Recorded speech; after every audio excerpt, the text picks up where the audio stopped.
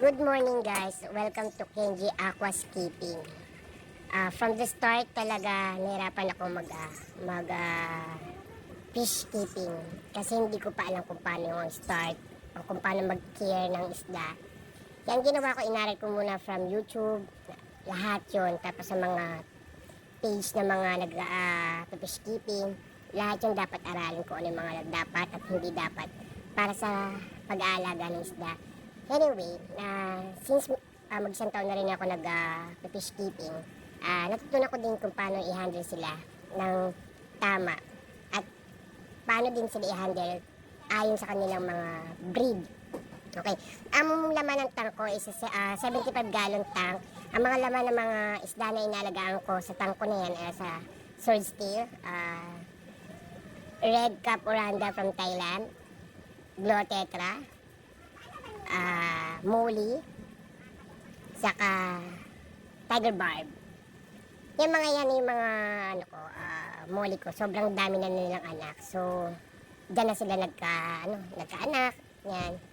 Kasi yung tank ko rin 75 gallon na community tank yan. So, tinanggal ko yung tiger barb kasi yung tiger barb talaga hindi po pwede pang community tank kasi kakainin yung mga fry na mga molly mo or glotetra mo. Kaya better yet, tanggalin mo si tiger barb, ibukod mo siya ng tank. Kaya yung mga nakikita mo yan, meron akong apple snails. Sobrang dami ng apple snails ko. Kaya masaya lang kasi yung nakikita ko sa YouTube, Google, Facebook na paano sila mag-aquascaping. Finally, nagawa ko naman siya. Kakapanood, kaka-tutorial sa YouTube, yan. So, yung mga dry wood ko na yan, ginawa ko lang din yan. Ayon sa mga napanood ko. Yan, may mga live plants, stone, lava rock, yan. So, masaya ako kasi nga, sa isang taong ko nag-fish keeping, siya na naging life ko. Tuwing malungkot, masaya, ganon. Sila yung nagiging kasama ko. Kaya, sa inyo, kung hilig nyo rin mag-isda, subukan nyo lang, walang mawawala. Kasi sabi nga nila, try and try until you succeed. Hanggat di mo natatry at hindi ka nagkakamali, wala ka matutunan sa bagay na gusto mo puntahan o tahakin. Diba? Sabi nga na, lesson learned. Sa bawat pagkakamali, may natutunan ka.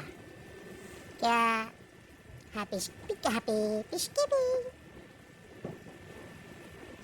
Yan, tinaman. Sa'yo nila lamangoy. Yan. Community tank na yan sa 75 gallon. Dati kasi nag-start ako sa 5 gallon. Sumunod, nanganak ng malaking tank ko, naging 10 gallon, 15 gallon. Bumili pa ako ng red tab. Yan. So, siguro, kung susumay yung mga ganas, marami na rin. Basta malaki na rin nag-aas mo, yung naging puhunan mo para sa kanila. Pero masaya naman din kahit paano. Yan. Kaya, masaya lang kapag nagkakape ka, nakikita mo mula at sila. Bye-bye! Hanggang dito na lang.